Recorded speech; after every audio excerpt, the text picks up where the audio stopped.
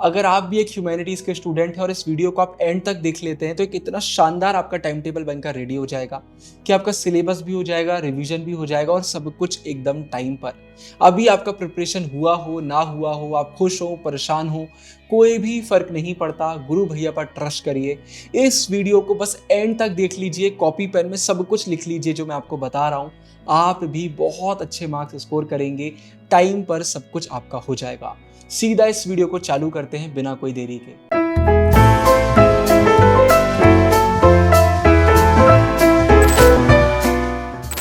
आज की इस वीडियो को 4 पार्ट्स में मैंने डिवाइड करा है। सबसे पहले टाइम टेबल बनाएंगे, फिर मैं आपको बताऊंगा कौन सी स्ट्रेटेजी आपको फॉलो करना है, और आखिरी 2 पार्ट्स में इंपॉर्टेंट बातें आपसे करना है टाइम टेबल रिलेटेड कि क्या आपको करना है और क्या आपको नहीं करना है। सबसे पहले चालू करते हैं टाइम टेबल बनाने के साथ। अभी जो बातें मैं आपसे करूंगा इसमें बहुत सारी बातें ऐसी हैं जो आपने पहले भी मेरे चैनल पर कहीं ना कहीं सुनी होंगी, लेकिन फिर भी एक बार फिर से सुन लीजिएगा। बार बार अच्छी चीज़ों को सुनने में कोई बुराई नहीं है, बहुत अच्छे से वो चीज़ें हमें समझ में आ जाती हैं। हम एक नहीं 2 टाइम टेबल बनाएंगे। एक हमारा टाइम टेबल बनेगा सिलेबस को कंप्लीट करने का, एक हमारा टाइम टेबल बनेगा रिवीजन करने का। और दोनों टाइम टेबल को बनाने के लिए हम एक ही सेम फॉर्मूला यूज करेंगे जो है total remaining chapters divided by total remaining days. इस फॉर्मूला को यूज करने से हमें यह पता चल जाएगा कि जितना भी हमारा सिलेबस बचा हुआ है उसे जितने भी दिन में हम करना चाहते हैं तो हमें कितना टाइम लगेगा। मतलब अगर 10 चैप्टर को आप 5 दिन से डिवाइड करते हैं, आंसर आता है 2। मतलब 5 दिन आपको 2-2 चैप्टर करना पड़ेंगे, तो 5 दिन में 10 चैप्टर आपके हो जाएंगे। इसलिए एक फॉर्मूला यूज करना बहुत जरूरी होता है।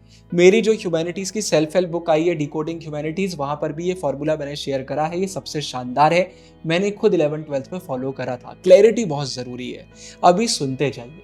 अब आप क्या करेंगे, एक कॉपी को 2 पार्ट्स में डिवाइड करेंगे।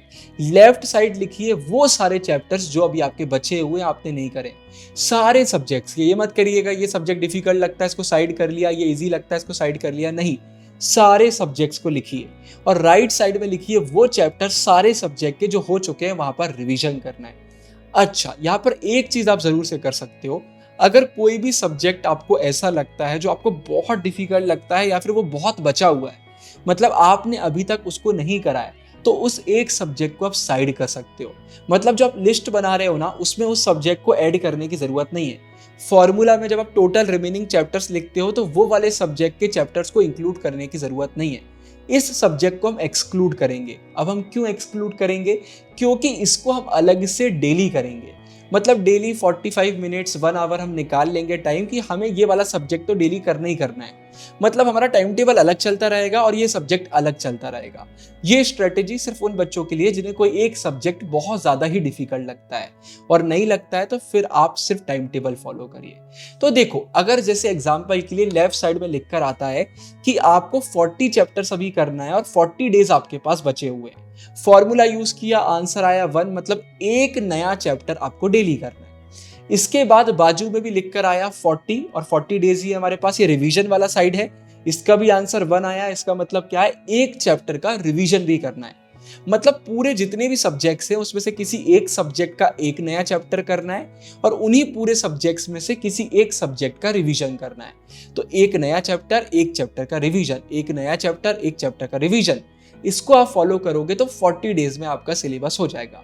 अब 40 डेज तो मैंने एग्जाम्पल के लिए लिया, आप कितने दिन लिखेंगे अब मुझे नहीं पता। ये वीडियो आप कब देख रहे हैं? अगर नवंबर एंड तक सिलेबस हो जाता है बहुत अच्छी बात है, लेकिन अगर आप बहुत लेट हो गए हैं तो आप मिड दिसंबर तक भी सिलेबस कर सकते हैं, और कुछ ज़्यादा ही मतलब बहुत ही ज़्यादा लेट हो गए हैं तो पूरे दिसंबर के महीने को भी आप ले सकते हैं। तो काउंट कर लीजिए जितने भी दिन बचे हुए हैं वो आपके टोटल रिमेनिंग डेज में आ जाएंगे। तो 2 टाइम टेबल आपके बन जाएंगे, एक बन जाएगा सिलेबस कंप्लीट करने का, एक बन जाएगा रिवीजन करने का। ये दोनों चीज़ें हमें अलग अलग टाइम पर नहीं करना है, साइमल्टेनियसली करना है। सिलेबस भी करते चलिए, रिवीजन भी करते चलिए, और अगर कोई एक सब्जेक्ट एकदम अलग निकाल लिया है तो उसको भी आप साथ में लेकर चलेंगे, लेकिन सबको वो करने की जरूरत नहीं है।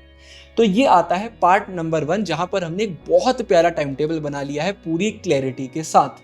अब पार्ट नंबर 2 की तरफ आगे बढ़ते हैं, जहां पर मैं आपको बताऊंगा कि करने का सही तरीका क्या होगा।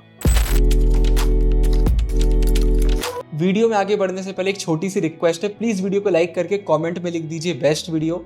इसी बहाने यूट्यूब की एल्गोरिदम इस वीडियो को आगे पुश करेगी। और अब तो वीडियो को हाइप करने का नया फीचर आ गया है, तो प्लीज इस वीडियो को हाइप करिए, तो यूट्यूब इस वीडियो को और आगे पुश करेगा। इतना आप कर देंगे, हमारी बहुत मदद हो जाएगी। अब वीडियो में आगे बढ़ते हैं। तो अगर सबसे पहले सिलेबस कंप्लीट करने की बात करते हैं, वही स्ट्रेटेजी जो बार बार मैं आपको बताता हूं, MQR, main book question answer revision. अब मेन बुक आप हमारी लाइव क्लासेस से कर सकते हैं, अगर आप क्लास 12th में, आप हमारे यूट्यूब वीडियो से कर सकते हैं, 11th 12th की वीडियोस मिल जाएंगी, आप सीधा बुक पढ़ सकते हैं। ये आपकी मर्जी, आप कैसे करना चाहते हैं। हमारी लाइव क्लासेस में अगर इनरोल कर लेंगे तो उससे शानदार तो और कुछ है ही नहीं, सबसे प्रीमियम क्वालिटी हम प्रोवाइड करते हैं। लाइव क्लासेस में premium notes, answer writing, highlighted NCERT, PYQ सब मिल जाते हैं, तो वो आप हमारी वेबसाइट से इनरोल कर सकते हैं। तो पहला M हो गया। क्वेश्चन आंसर के लिए आप हमारे चैनल की फंसना पक्का है सीरीज, इंपॉर्टेंट क्वेश्चन आंसर की सीरीज कर सकते हैं। आप क्वेश्चन बैंक से कर सकते हैं। जो क्वेश्चन बैंक मुझे सबसे बेस्ट लगती है उसका लिंक डिस्क्रिप्शन में मैं आपके लिए डाल दूंगा, तो क्वेश्चन बैंक आप ले सकते हैं। ये सारी चीजों से आप क्यों कर सकते हैं। रिवीजन कैसे करना है, हमारे प्रीमियम नोट्स, हमारे फ्री नोट्स, आपके खुद के नोट्स, क्वेश्चन बैंक में नोट्स रहते हैं, चैनल की रैपिड रिवीजन सीरीज हो गई, आप कहीं से भी कर सकते हैं। तो मेन बुक हो गया, क्वेश्चन आंसर हो गया, रिवीजन हो गया। MQR आप कर लेंगे, एक चैप्टर आपका हो जाएगा। अब अगर बात करते हैं रिवीजन करने की, तो रिवीजन करना डिपेंड करता है कि वो चैप्टर आपको कितना याद है और कितना आप भूल चुके हैं। तो यहाँ पर तुक्का मत लगाइए, सबसे पहले क्वेश्चन आंसर करिए, क्वेश्चन पढ़िए, मन में आंसर सोचिए। आंसर बन गया बहुत अच्छी बात है, नहीं बना तो वो क्वेश्चन जिस भी टॉपिक से आया है सिर्फ उस टॉपिक को फिर से कर लीजिए। अगर आप नोटिस करते कि बस 1-2 क्वेश्चन आपसे नहीं बने तो कोई बात नहीं, लेकिन अगर आपसे बहुत सारे नहीं बन रहे हैं तो इसका मतलब है एक एक टॉपिक पर जाने से अच्छा पूरे चैप्टर को रिवाइज कर लीजिए। तो रैपिड रिवीजन से कर लीजिए, फिर से NCERT पलटा लीजिए, हमारे नोट से कर लीजिए, कैसे भी कर लीजिए, लेकिन करते जाइए। और वो क्वेश्चन जो आपसे नहीं बन रहे हैं उन्हें टिक करते जाइए या फिर लिखते जाइए, और बाद में उन्हें फिर से रिवाइज करिए, क्योंकि अभी नहीं बन रहे थे तो बाद में फिर से भूल जाओगे। फिर मैप्स, डेट्स, टर्म्स, डेटा, इनका रिवीजन तो जब टाइम मिले तब कर लो। इसके लिए कोई अलग से दिन निकालने की जरूरत नहीं है, क्योंकि ये चीजें हम भूल जाते हैं, तो जितनी बार हम करेंगे उतना जल्दी हमारा हो जाएगा।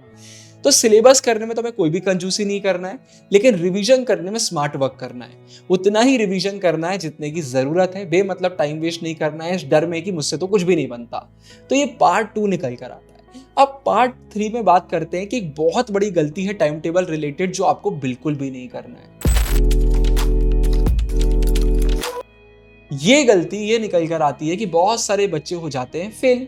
99.9% बच्चे टाइम टेबल फॉलो नहीं कर पाते, मैं भी नहीं कर पाता था। कहीं ना कहीं कोई दिन हम बीमार पड़ गए, बाहर चले गए, तो इसके बाद बहुत सारे बच्चे क्विट कर देते हैं कि भैया मुझे तो एक दिन में 2 चैप्टर करने थे, आज मेरे 2 चैप्टर नहीं हुए, मैं तो फेल हो गया, मेरा टाइम टेबल बर्बाद हो गया। नहीं, आपको करना है रीस्टार्ट। आपके गुरु भाई ने फॉर्मूला बता दिया है, फॉर्मूला फिर से यूज कर लीजिए। चैप्टर थोड़े से बढ़ जाएंगे, ऊपर नीचे हो जाएंगे, लेकिन फॉर्मूला यूज करके आप रीस्टार्ट कर सकते हैं। और खुद को बिल्कुल भी रिजिड मत रखिए कि ये टाइम टेबल बन गया है तो इसको ही फॉलो करना है। किसी दिन 2 चैप्टर जल्दी हो गए, मान के चलते कि आपको 2 ही चैप्टर करना है, 2 हो गए आपके जल्दी, एक और कर लीजिए। किसी दिन बड़ा चैप्टर कर रहे हैं तो एक ही कर लीजिए, अगले दिन एक्स्ट्रा कर लीजिएगा।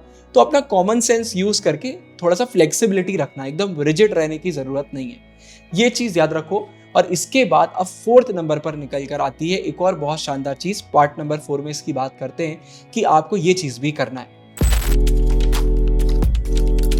और वो चीज है कि आपको चेंजेस को एम्ब्रेस करना है। स्कूल के एग्जाम चालू हो जाते हैं, घर में कोई इंपॉर्टेंट ओकेजन आ जाता है, या फिर आप बीमार पड़ जाते हैं, ऐसा ना हो तो अच्छा है, लेकिन बीमार पड़ जाते हैं या किसी कारण से नहीं पढ़ पाते हैं।